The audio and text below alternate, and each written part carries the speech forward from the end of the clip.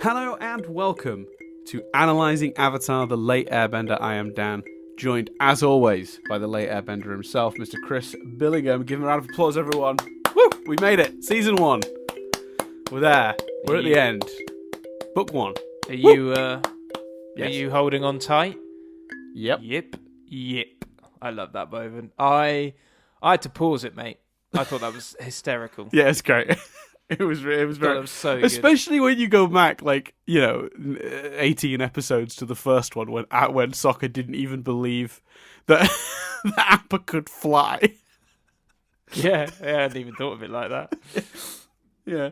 It's going to be an interesting episode today, Chris, because I'm not going to lie. So for listeners who are listening to this presumably in sort of early to mid-March, for us it's Christmas week. It's the December the 22nd, and I have Nadia's sort of main Christmas present arriving today. And I'm not going to lie, Chris, I've got an app open tracking how close it is because I'm terrified that it's going to come while we're podcasting. So at the moment, the driver has got 111 deliveries to do. He's on number 19 of that, and we seem to be number 75 because he has 56 left to go. So I'll keep you updated as we go. See, I know it's not a competition, but I was worried that 6 bags of crisps wasn't enough for the festive period, so I've actually got a tube of Pringles coming from Amazon. So I feel, we're in a similar boat. We are. We both got a package that's Same coming thing. that's equally important, equally valuable. Yeah, definitely. Mm-hmm. Well, it's all relative, isn't it? Like, I guarantee you, as much as you think Nadia's going to love her gift, I'm going to love the fuck out of those Pringles. You're going to love them like a son. You're going to cradle them. You're going to cradle them the way Nadia makes me cradle a Subway sandwich. And that sounds weird, but I'll briefly explain. I'm not allowed, if I go and collect Nadia a Subway sandwich, if I go out and get the order, if we're feeling Subway and I wander out to get it, I can't carry it with the bag handle. Because all of the internal sandwich stuff starts to slide down, and then you get a bottom-heavy sandwich. It is demanded of me that I... Well, it's not wrong, but it's what most people do. But what is demanded of me is that I carry it... You could also, you can lay them in the bag. They don't have to be upright in the bag. The bag's big enough, isn't it? Or is it not? No, the bag fits the sandwiches, but they're upright. They don't go in it the other way around. They're sandwich-shaped bags, It's not big enough they? to put them in... Right. Cool. It's not big enough to put them in lengthways then. No, not at all. No, they have to go in. They go in sort of vertical, upwards. Yeah. So so I have to carry them, and this is how Nadia describes it when she reminds me, like a baby. You see, you got to sort of. She reminds you every time, yeah. Yeah, of course. So I've got to cradle the thing as I bring it home. And I get a lot of weird looks from passers-by who would, my favourite was the guy who was literally also walking with a Subway sandwich, just holding it by his side with the handle, and he just looked at me, and then looked at his own bag, and then just carried on with his head slightly down. Okay. She's also said that she was apparently she says it so often that when she was a bridesmaid at a wedding recently, they told her to carry the flowers the way she carries a Subway. Wow. Blimey. She texts me. She's clearly hearing this. I don't think... I mean, it's been a lockdown year, but I don't think I've had a Subway, in at least a year. I think Nadia just said bye. Oh, she said hi. What, she says hi to the listeners because she can hear.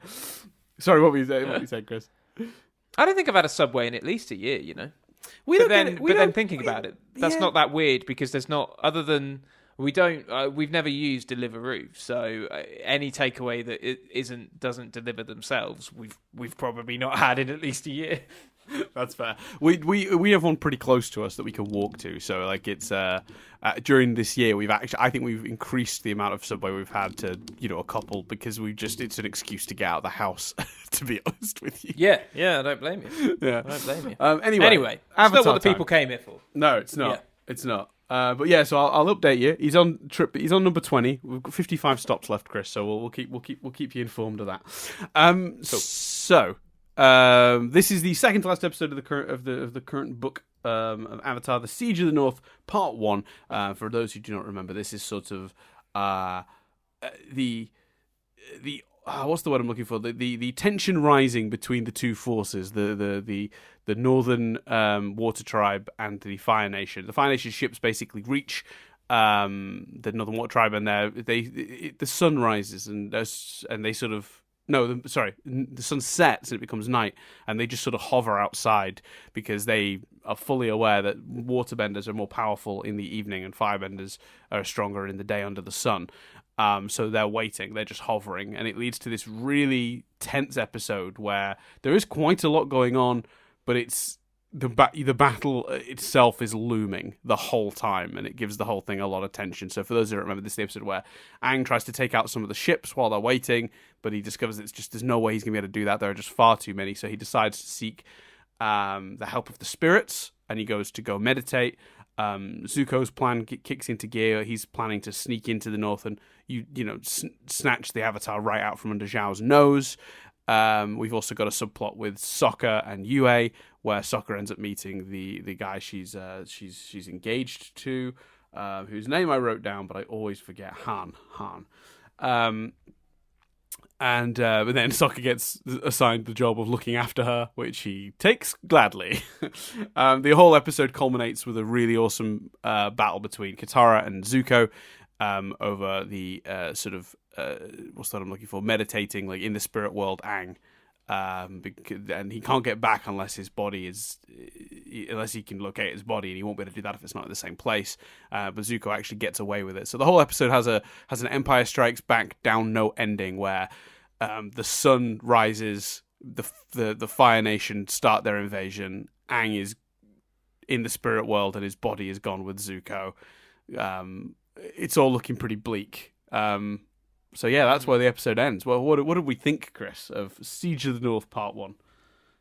Oh, it's great. I think it's and you want an episode like this to end in a position where there's a lot of pieces and there's a lot of jeopardy. A great example is the end of the Stolen Earth, in season 4 of Doctor Who, which ends with multiple characters in a real dilemma, and they do such a good job in this of setting up the stakes for everyone. Aang's screwed, the tribe is screwed. Like it's all very exciting, and as you say, very, very tense. Yeah, because they set up the Fire Nation arriving up top, and then they sort of obviously don't actually make the move until the end of the episode. So there's this weird looming threat all episode, isn't there? But it's not all set up, and it's not all tension. Whilst when they're stationary, fire dudes fighting Katara. You know what I mean? And that's a kick-ass, really exciting battle. So yeah, that's a good point, because it could have ended up quite a dull episode if it had just been more set up following the previous episode. Yeah, and it's not that at all. No. We meet Thingamajig's boyfriend. Han. He's a bit of a cock. Yes, Han is absolutely a cock. That whole, she's okay, but there are some perks. I was like, you dickhead. They really there's some times, there's that line where you're like, blimey, this is a kid's cartoon. The one that really got me was when the head of the Water Tribe at the beginning of the episode is stood there, and he's essentially like, listen, some of you are going to die. That sucks, but that's happening. I was like, fucking hell. That's a verbatim quote. That sucks, but, that's happening. What a great inspirational speech he gives. I think it's like, some of you won't return. It's really heavy. It and is. I was just like, wow, they're not hiding. They're going there. And again, it's a children's cartoon. I thought that was quite bold. Yeah, that's Chief Arnok. He is the sort of chieftain of the Northern Water Tribe. I actually had to look up his name though, because despite having seen this multiple times, I couldn't remember his damn name. I had to look it up. How many times have I seen this episode? I'm like, I don't know that guy, the boss dude. So yeah, I thought it was great, and I did that the garden bit, the tranquil contact the spirit world bit is what I could remember. That was the image. So as soon as you talked about that on the last podcast, for those who haven't heard the last podcast, we asked Chris, because he has seen because we might get some new listeners for the finale, because obviously it's a big big episode. So very briefly, Chris has seen these episodes before about 6 years ago ish, but doesn't really remember them. He actually stopped around this point. He didn't get into season 2, so we've been all season sort of probing to what he does and doesn't remember, and pretty much very little, which is it is what it is. So it's interesting that when I asked last week what Chris remembered, he distinctly had the image of the garden. He didn't quite describe it as sort of the garden in the middle of the ice, but the room he described was very clearly that room. And as you were saying it, obviously I had to keep my mouth shut because I don't want to give anything away. But yeah, you were clearly remembering that visual. So there was something there stirring in your memories. I think so. Definitely. I think overall, this is kind of a perfect first part, because as you pointed out, like they get to sort of get everything into this episode without. In another show, it would feel cheap that the end of the previous episode is the Fire Nation on their shores, and the end of this episode is the Fire Nation actually reaching the buildings. That would feel cheap and like a waste of your time, and you'd feel annoyed. But this episode structures itself in a way where they totally make it work, because there's so much going on. The pieces are still moving. And by having them stand by, you're also educating the audience on the importance of the tactic that they're employing here. Because the audience going into this don't 100% know. I think they've been allusions to the idea of waterbenders and firebenders sort of taking their energy from the sun and the moon in the past, but it's all been a bit vague, right? It's all been a bit sort of ethereal. You don't know how important that is, but watching Katara and Zuko's fight, following having Zhao explain that they're standing by for that exact reason, and you see Katara so much more powerful than Zuko, who's been training all of his life, and beating him, and then the sun rises and suddenly Zuko just absolutely wipes the floor with Katara. You realize how much of an impact that's going to have. And what's even cooler about that is that has wider implications if you sit and think about it, which, having seen this multiple times, I now have. But the wider implication being, of course, the comet.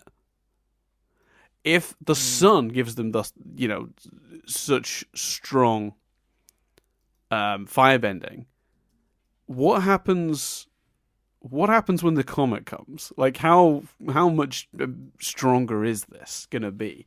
The last time the comet passed was when the Fire Nation made their very first move into like Earth Kingdom territory and such, and then took out the air nomads. It's coming back, and if this is anything to go by, it's going to be pretty. It has an effect. So Sozin's comet is no joke. So, I think what's cool about this episode is like it does feel like a complete narrative and story with lots of movement and action, yet they managed to hold off the big scale battle for the final part, which is to be able to do that in a way that is satisfying and not at all frustrating is pretty remarkable from a storytelling perspective. I think one of the other ways they do that is by really emphasizing, because as much as we see the fleet of ships at the end of the last episode and throughout this episode, I don't think anything is more impactful of the actual threat than seeing the trouble Aang and the tribe go to destroy one ship, and then have Aang fly up and see just a fleet of so many others, and your heart just sinks, and you're like, oh shit, this is actually impossible. Like, it's really effective. Yeah, this episode does do a lot to make you feel like the odds are just too against them. It doesn't. They're really like they do it in a number of ways, but that for me, you've hit on was in my notes as probably the most effective. I would say so. Like that image.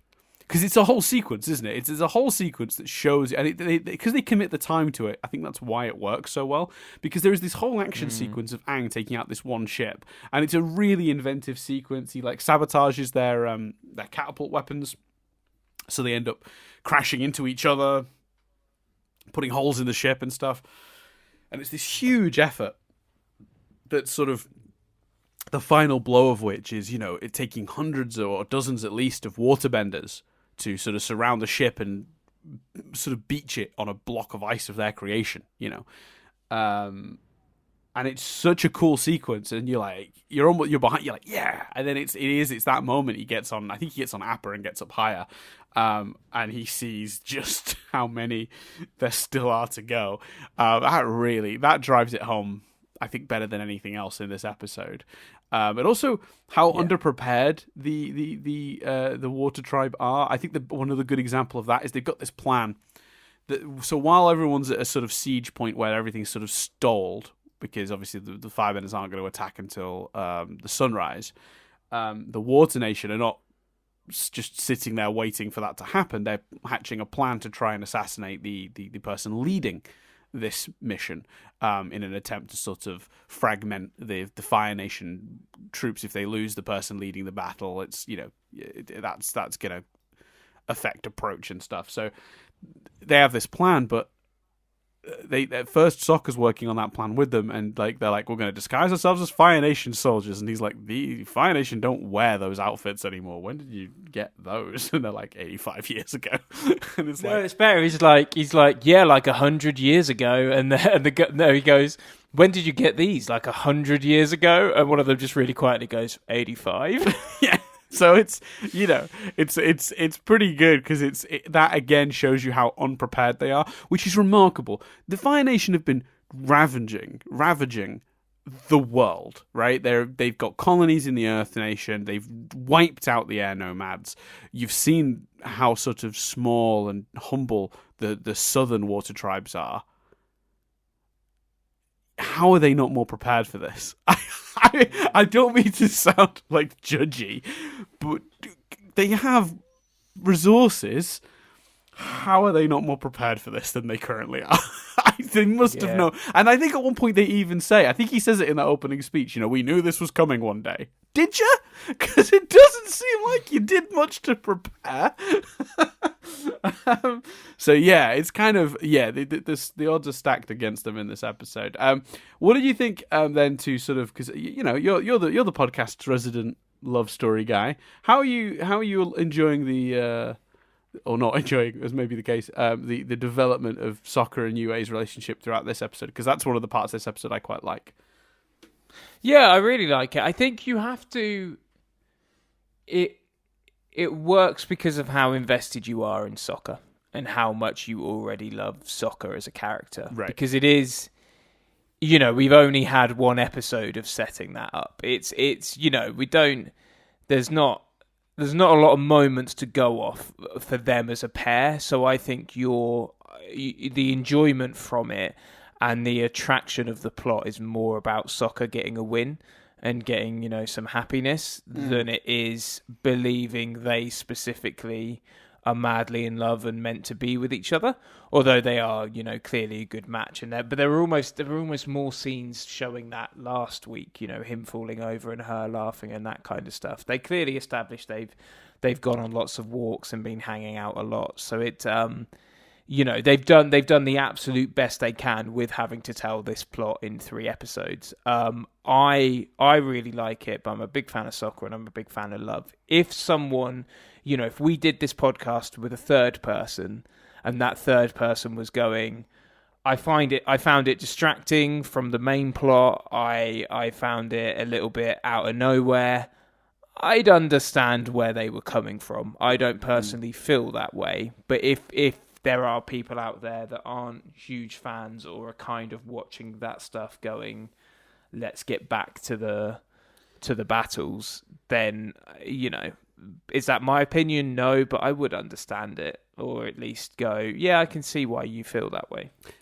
It's tricky when that comes up, isn't it? And this happens to us a fair bit across our reviewing podcasts, like this, when we review specific episodes, so Fringe Observer, Steven University, and this one, because it's tricky when you sort of objectively can say, I could see that being a problem, but it just didn't bother me. Because often it's hard to even know why it didn't bother you.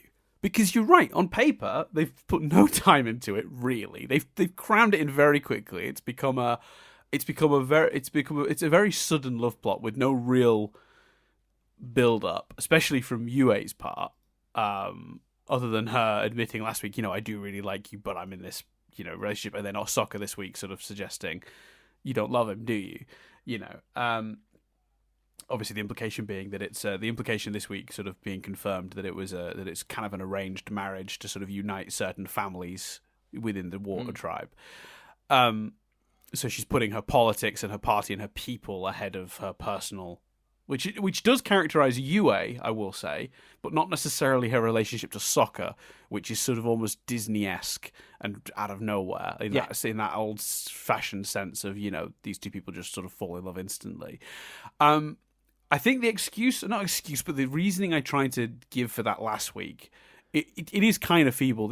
For those who didn't hear, I talked about using the Disney trope to their advantage of just, they've seen each other, they've hung out a bit, they're fond of each other now. You don't need to necessarily see the details to understand that, and it might make you invest more in it, but it's how do you find the time to do that? But again, I can't rationalize why it works, because on paper, there's just not enough time dedicated to it, but somehow I believe it. And one thing that does help that I think they do, and I think actually it's a very clever choice they make in this episode, is, I don't know if you noticed, Chris, but last week when we saw the Fire Nation ships, they were obviously just setting out for the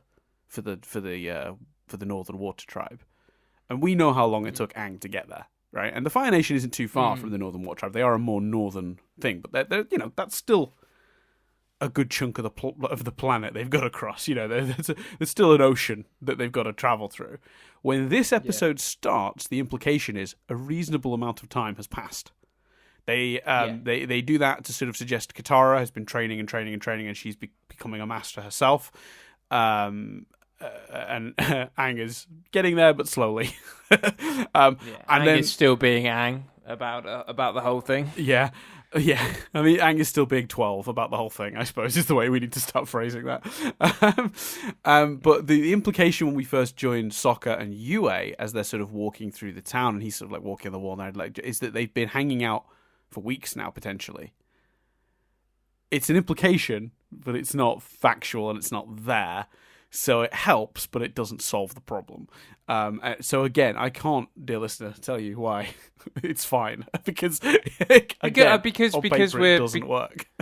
Because you want Sokka to have a happy ending, and actually, the politics of it all, what I found interesting, and again, this might be a crappy discussion because it's so personal. Mm-hmm. When the guy that she's engaged to, you say Han, Hal, mm-hmm. Han. When Han's like, you don't know the politics, you don't know what we've been dealing with, I kind of could see his point. Do you know what I mean? I didn't suddenly want her to be with him, but they don't. He's just misinformed. They do a good job of not making him the mustache twirling villain to Sokka. And I thought that element as well was quite effective. Yeah, they tried to do a mix of both, and I wasn't sure how I felt about it, because I've always complimented, this is going to be a really weird pull, but bear with me. I've always liked Mrs. Doubtfire for the use of the Pierce Brosnan character. Because he is a bit mustache twirling, in that his kind of intentions aren't completely pure. He's also interested in the kids as he's pretending.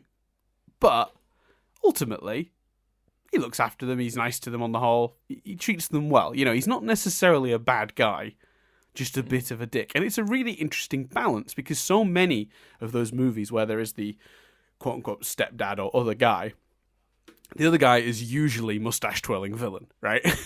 Yeah. So Mrs. Doubtfire walks a line. He's not a good guy, but he's also not a terrible guy either. They do it really well in Ant-Man as well. Ant-Man's the best example of them doing it the other way, where they've just gone, he's just a nice guy. You want to hate him. Yeah. You just can't. He's a good person. That's an even better example of a more modern approach to it, because I feel like Mrs. Doubtfire was them sort of trying to not go as mustache twirly, but they ended up in the middle. Yeah. And that does work really well in that movie. So you've got the same situation here with Han, where he is sort of saying there are perks, but when he actually gets challenged on it, he's thought about it. He knows what he's doing. Like, he's not completely a monster, you know. Yeah, definitely. And in a way, the only element of it that you're like, is that the wisest decision? Is when, like, given the skills that Sokka has shown, explain to me the logic in taking him off out of that team and guarding, unless the guy knows he's got feelings for his daughter and therefore will do anything to protect her. Maybe that's it, and that makes a lot of sense. But like, Sokka's giving you a lot of strategic information here. Like, well, I've tried to rationalize that as well. And this is fansplaining, so sorry all. But obviously, Sokka's only recently joined the Water Tribe, right? He's not, like, necessarily... They've talked about it. They've mentioned 3 times, I think, him doing warrior training. They've never shown it, so that's a bit annoying. But it would have been nice to see that, I think. But there's an element of he's not actually necessarily a part of their army, and his intelligence is not necessarily as useful on the mission as it is back at where they're making the decisions at base. Yeah, look, if we're going to fansplain it, I like the explanation that he knows he's got feelings for his daughter and therefore who better to protect her. Yeah, I think the only downside to that is I think that would be it would be very unwise to put her if the future of their politics and their village or whatever their tribe depends on this marriage going ahead. Putting her with some guy she fancies is probably a bad idea, right? That's like a recipe for her. That is no matter how you slice it, that's a recipe for her walking out on her wedding. Yeah, true. Yeah, it's tricky, that one. There's not, there's not a huge amount to say that we've not said about other fights, but Katara and Fire Dude, that was kick-ass. That was a great battle. Yeah, this show just continues to animate amazing, really innovative fights. And every time you think, well, they can't possibly think of new things to do with water and fire, they do every time, without question. It's kind of amazing. Yeah, definitely. No, it was really great, and like I love his kind of you've got a master. Like, he's just so annoyed about that. Did kind of make me go, yeah, where's the fucking master? Let's get him down there. Like, I think, and I could be wrong, but I think in the next episode you see he's with their forces, like the Earth Kingdom. No, sorry, Earth Kingdom. He's with the Water Tribe forces preparing to battle the Fire Nation. I think we might have seen that in this episode. I might be wrong. It's possible, but I 100% agree with you. I like everything about that fight. I like what it says about both these characters. I like, Zuko's recognition of somebody's skill as well. Like, he knows she's better. He knows she's learned a lot to the point where he can tell she's now got a master when he couldn't before. Like, that tells us a lot about both Katara's progress and Zuko's expertise in the means of the ways of bending. Like, he recognizes immediately how well trained she's become, and that's, I think, it's that weird difference, isn't it, between like an amateur sports person and like a professional sports person. Somebody who's training every day is going to be miles ahead of even a very passionate hobbyist, right? And I don't. It's a weird comparison, but that is what Katara has been up till this point. And I feel like Zuko has pretty much wiped the floor with them at every step. So seeing this representation of Katara's progress in a badass fight, and then having the villain acknowledge the skill, it does a lot to tell you and convince you that the weeks she spent there were worth it, and that she has learned. And even though it seems fast, because they reached the Water Tribe's last episode, so it's an episode that has passed and she's suddenly basically a master, you believe it. And the way they sell it is by putting, very cleverly, having some time passed between the 2 episodes, and by having Zuko sell it. Definitely, without question. Absolutely. It's a great fight. I also like what they say about what they sort of imply about Zuko in this episode. He's pretty smart. Like, we haven't really seen Zuko problem solve before, but getting in through that. I loved that. I loved that whole following the turtles, like they must come up for air somewhere thing. I thought that was great. Yeah, it says a lot about Zuko. It makes him seem super smart. Like, I thought that was, but you don't think like that's kind of like that has come across in the Blue Spirit. You're right. Yeah, they've done it before. Do you know what I mean? It felt like the Blue Spirit going into working out how to get in as opposed to Fire Dude. Yeah, that's fair. Yeah, absolutely. How did you feel about Zhao's implication that he might have a solution that he's working on? Intrigued more than anything, Dan. Yeah, I was like, what's that? I was like, are they going to try and cover the moon? Are they going to try and hide the moon in some way? Yeah. No, I was very... Maybe they could create more soot. I thought the whole soot thing at the beginning of the episode was wonderful. Like, a really inventive idea. Oh, a really dark image, isn't it? Like, the idea that, this black snow falls on this perfectly white place, and it foretells the coming of, an army that are, determined to wipe you out. Like, that's crazy, poetic. Like, it's really, black snow signaling the arrival of your enemy. Yeah. Absolutely, just haunting. I don't have any guesses, but I was definitely like, what does he mean by that? And it's kind of like I was quite excited by it in a way because it was like, are you going to add another? Like, there's a lot to wrap up. Like, we've got Aang and Fire Dude, we've got the battle. You know what I mean? I was like, and you're adding, and now we're hiding the moon. Like, yeah. And then on top of that, we're gonna. I mean, Aang's gone to the spirit world. He won't be able to necessarily. He's going to struggle to get back in his current position with Zuko, but presumably we've got Aang in the spirit world seeking the help of the spirits and the wisdom of the spirits. But how, if you can cast your mind back, Dan, because I was thinking about this, yes. when you were kind of first watching it, how much, because, we all want to see the spirit world, but I'm sort of sat here like, how much do I want the solution to be Deus Ex Spirit World? Do you know what I mean? Like, if the solution is what Aang said, we can get the spirits and do a massive battle and wahey, is there going to be a part of you like, that? Do you know what I mean? Like, so what I mean by that is, if you were to give me the two choices between Aang calls on the spirits and they fight them off, wahey, versus Sokka does something really clever because of his knowledge of, of war and mechanics, the mechanics of the war, or indeed the equipment they nicked from the other guys, or that could be that. That could be what they're going to do with the moon, with the balloon device. Maybe they use that to block it or something. And yeah, that's because that's got to link. They did an ominous. We've still got that at the end of that episode. It's not a bad shout. Sokka's knowledge of that versus some stuff that Aang has actually learned and taken on board.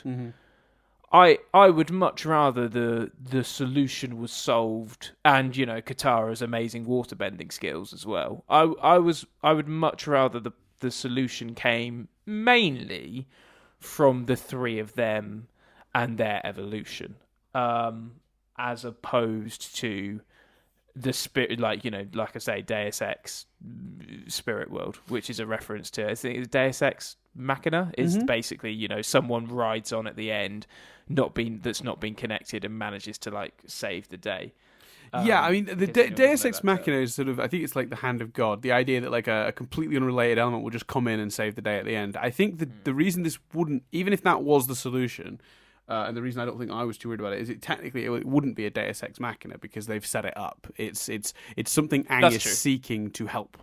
And it's also worth noting that, and you're right, they play it as a joke. He does say maybe they'll unleash a crazy, amazing spirit attack on the Fire Nation. And then he adds, all wisdom. That's good too.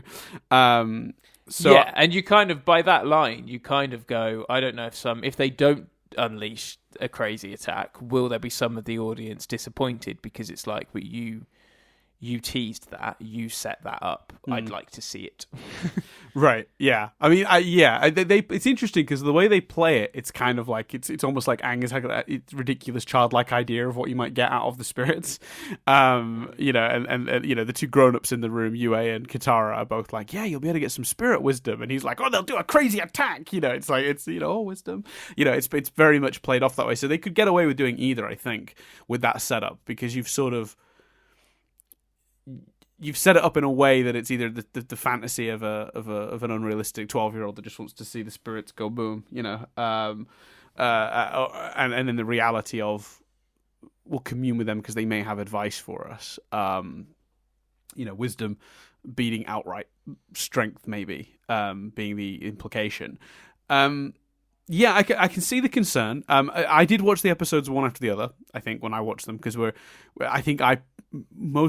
in fact, for sure, all of season 1 and then the start of season 2 for sure. Because I think I came in when season 2 was airing to the show. So I definitely bulk watched these episodes. So it's hard to know exactly how I felt about that.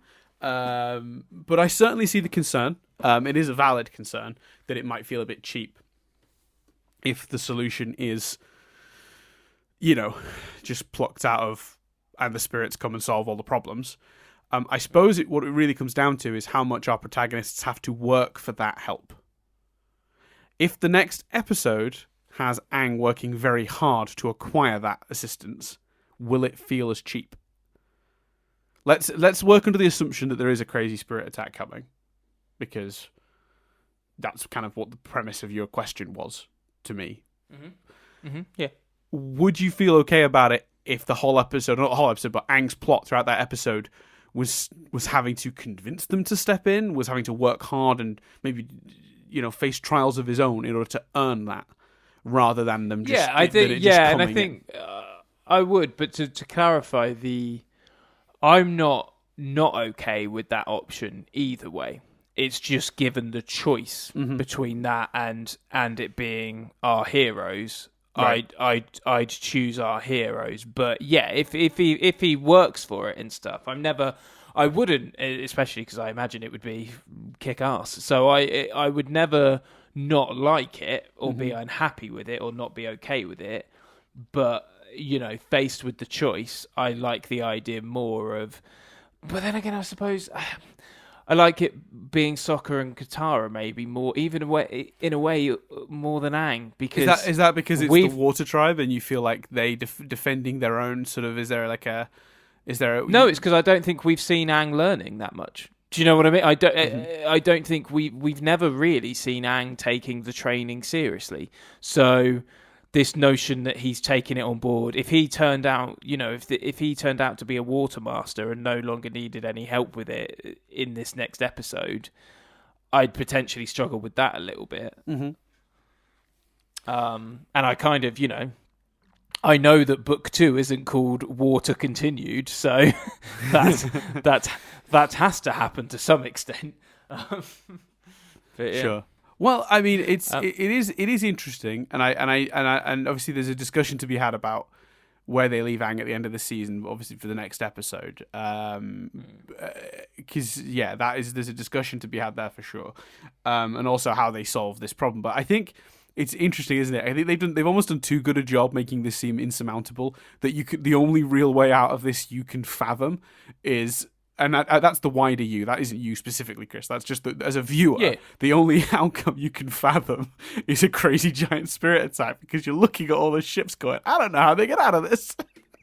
Yeah, that's absolutely fair. Yeah, no, definitely. And I think I think it will be interesting to discover when we have that conversation shortly, which for those listening who are sort of thinking, you're splitting up the two-parter into 2 episodes across 2 weeks. For you listening, this will be, of course, across 2 weeks as normal. But for Chris and I, we're literally recording this one, and then we're going to sit down and watch part 2 and then come back and record that immediately after, so that for Chris's experience, he's watching them close together, because they are sort of they're a two-parter. And it would have been very hard if we hadn't have done it that way deliberately. I think I probably would have watched it and then rewatched it before we recorded. Yeah, which is why I sort of suggested doing it this way. And I think for any major two-parters going forward, we might try and arrange it in a similar way if we can, for the same reason. There are some two-parters that kind of each function as their own piece, and you can sort of separate them reasonably well. But like the very final is going to be a tricky one for that reason. It's a 4-parter. We'll have to come. It's a 4-parter. It is. Yeah, that's going to be interesting to deal with. Maybe we do it across 2 days. I was gonna say, we'll just do it across 2 days. That's fine. There's a couple of other two-parters along the way that I think should probably be seen ideally together as well. So maybe this season finale for season 2. There's a two-parter in the middle of season 2 as well that maybe could benefit that way, but we'll work it out. But yeah, that's the plan. We'll obviously have a very interesting discussion about how this all wraps up. But I mean, judging this episode as the ramping up of the threat, I think this does a perfect job. I think it's brilliant. They've laid it up. It now just needs the second episode to dunk it. Basically, it's really and this episode would look worse next to a second part that doesn't deliver on the promise of this. But what this episode's job was, which was to set up the threat, make it seem insurmountable, position all the pieces for this next story, and also be entertaining with some good jokes and action. This is a perfect first part of a two-part finale, if that makes sense. Yeah, definitely. Yeah, absolutely. I thought it was tense. I thought it was engaging. I thought, but as you just said, the key thing is it sets up the threat. Yes. Yeah, and did you have any other? That's sort of a wrap up. Did you have any other notes, or is the triv all lumped in with the second part? I've got a couple of notes. I'll quickly just run through just so I can mention a few things that we didn't get a chance to touch on, just so people sort of I thought it was really interesting that they chose to give Sokka and Yue a whole new world scene. Yeah. We haven't mentioned that, but they go off flying on. It's still making me smile. I think the exact line is, "Are you holding on tight?" Yep. Like, it's great. Fucking made me laugh so much. It's great. It's very well done. He delivers it perfectly as well. It's a great line delivery. Yeah, I loved how they tied Zhao's smugness at this upcoming battle. He's convinced he's winning. Next to Iroh, formerly defeated general. History is not always kind to its subjects, I believe is the line. I thought that was a very interesting comparison to draw between the two men. The arrogance of the young general on the verge of victory, and the wisdom of the aged general that's been handed his fair share of defeats. Very interesting. I also thought the moment when they said goodbye to each other, Iroh and Zuko, was very touching. We haven't talked about that. No, we haven't. That was good. No, it was that was really good. That was very satisfying. It was very sweet. I really enjoyed that moment. He mentions having. He says, "Ever since I lost my son, I think of you as my own," and it's a really, really touching moment and a really important one for their relationship, I think. Did we? I can't remember. Did you already know? I don't remember if they've referenced his son before. No, I didn't know that at all. Theorizing, I wondered whether he lost him at that battle, maybe, or something like that. But yes, no, I did not know that. That was news to me. Yeah. Okay. So I thought that moment was particularly good. It said a lot about both their characters, but also was very sweet and powerful. I also like Sokka's decision to volunteer for that dangerous mission. Feels like a response to Yue not wanting to be with him. Yeah, absolutely did. And that's how I interpreted it. Yeah, and I think that felt felt like a very strong choice for his character. Like, if I can't have Yue, then I might as well, basically sacrifice myself for this war, for this battle. That's a powerful choice for Sokka. Yeah, and isn't it amazing? Like, the writing is so good. Yeah. That you never view it as a bluff, and you never view it as an attempt to show her how tough he is. It's not about that. No. It's going, well, exactly as you said, well, I'll do the right thing then. I'll distract myself with this. It's not... Yeah.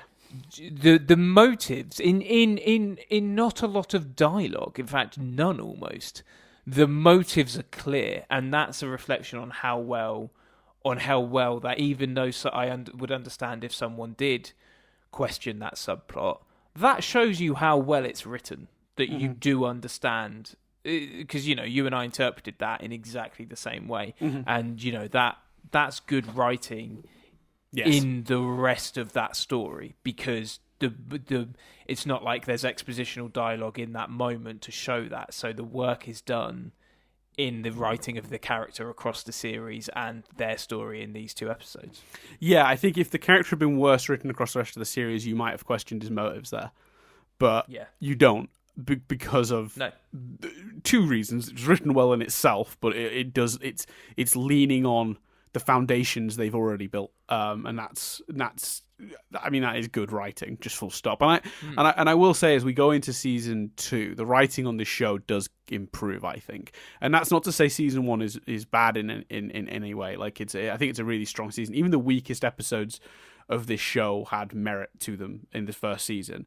And I know a lot of people say, early first season is really rough sometimes. And I think there are definitely some low points, but even the lowest point of this show's first season is still pretty high as standards go for kids TV, and particularly even more so, I think, at the time.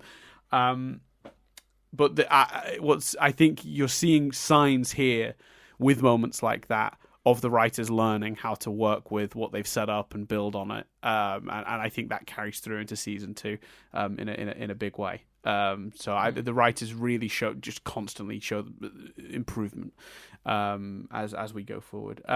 To move on to something less heavy and story based, the other note I have is the silliest image I've ever seen is Appa picking a guy up in his paw and putting him over the edge of the boat. It's just the dumbest image I've ever seen in my life. Loved it. It's absolutely ridiculous. Bonkers. I also I don't know. Actually, and I forgot about this. It's something Aang says right at the start before he goes and before he fights the boat before the battle with that single ship, the sort of lead ship of the fleet. He says, "I wasn't there when they attacked my people. I'm going to make a difference this time." Yes, I made a note of that mentally as well myself, because I think that shows. That is a moment of him taking it seriously, yes, and being more of an adult and less of a child. Mm-hmm. I found that moment quite powerful as well. Mm-hmm. Yeah, 100%. Let me just double check. There's nothing left. No, we're good. Okay, so let's quickly tackle the triv, and then we can get on with watching the second part. Very excited. So, the commentary involving... Wait, what's this? Oh, so when Master Paku sort of comments on Sagnuk's performance and compares him to a sea sponge, apparently this is a subtle reference to SpongeBob SquarePants, another Nickelodeon cartoon. And apparently in the German translation, Paku doesn't call him a sea sponge, but calls him as, compares his performance to a starfish, which is obviously also a reference to SpongeBob SquarePants, and Patrick. So no matter what language you watch it in, they reference SpongeBob there. I think that's amazing. That's brilliant.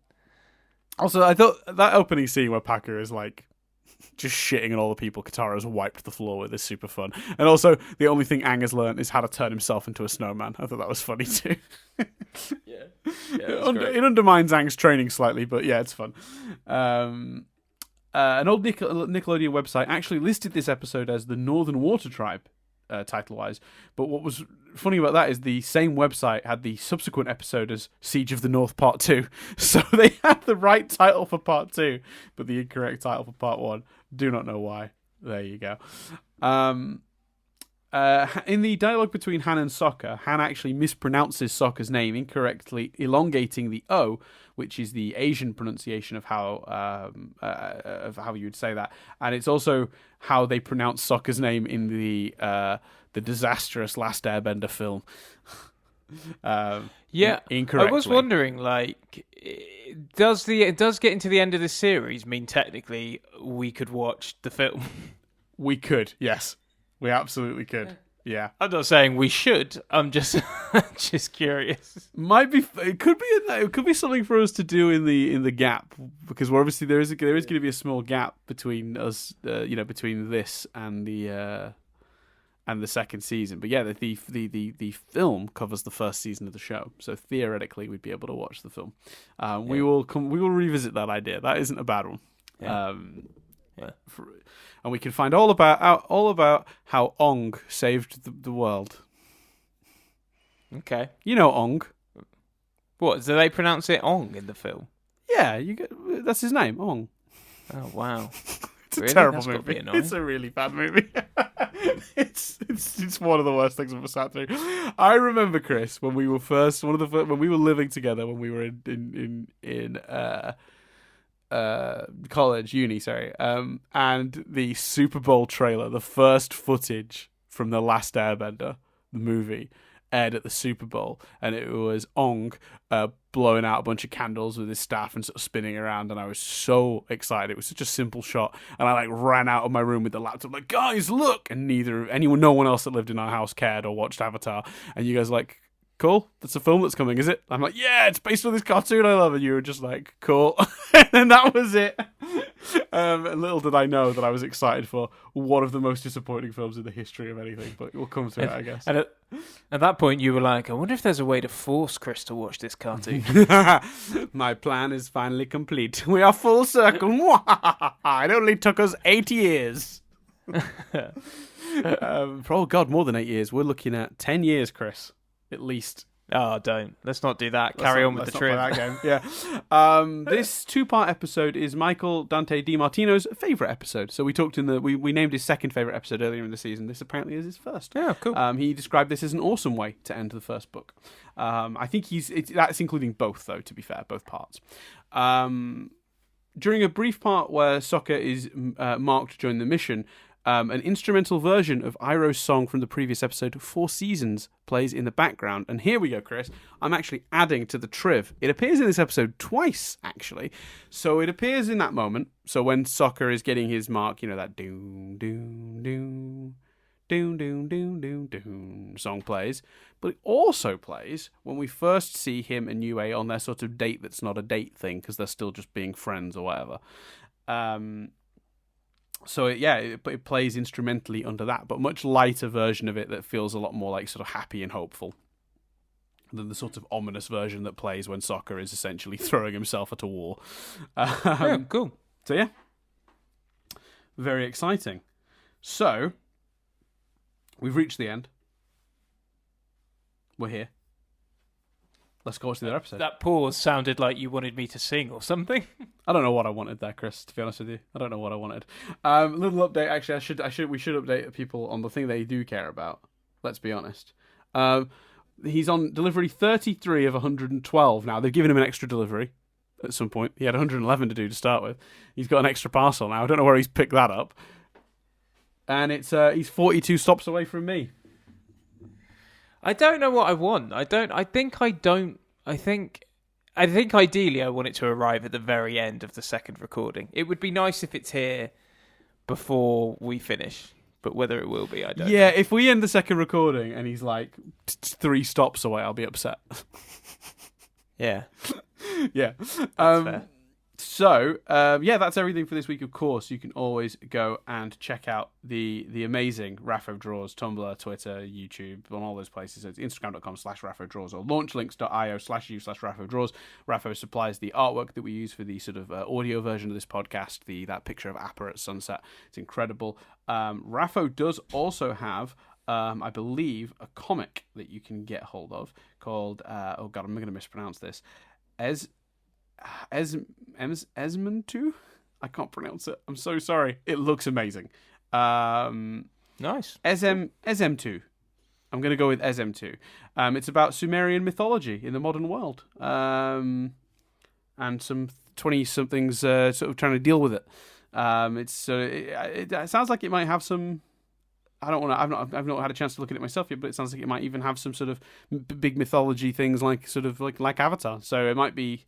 Well, no, not might be. I think that's definitely worth looking up, and it's so I'll spell it out so you can go look into it yourself. It's esemtu.com, and the volume 2 has just launched, so it looks like 2 sort of trade paperbacks that are now available to be purchased.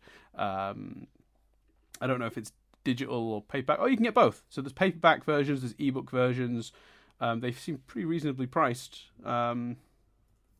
Yeah, I think people should give this a go. I think this looks amazing. The art, the cover art alone is stunning. So esemtu.com to have a look at this brilliant work from our friend Rapho. There you go. She's done a good job. Look nice. Great. Very nice. Yeah. Looks awesome. Yeah. So, that's everything for this week. We'll obviously be back next week with the final part. Until then, you can get us in all the usual places, your youtube.com/nothingbutstatic. Nothingbutstatic UK. Patreon.com/nothingbutstatic if you'd like to hear the final part right now for as little as $1 a month. Do be aware, subscribing now does come with, if you're just doing it for Analysing Avatar, does come with a bit of a break. When we're going to, after the season is done, we're going to take a couple months off, 11 weeks to be precise, to do rewind reviews. If you want to subscribe to get the next week's episode right now and then cancel that so you can just get next week's and then you want to subscribe again maybe later down the line, you're welcome to do that. Definitely. We wouldn't expect anybody who's only interested in analysing Avatar to keep being a patron during the off-season, as it were. Twitter at Doolan, Chris is at Billingham, but otherwise I'm going to call it there and say that is everything for this week.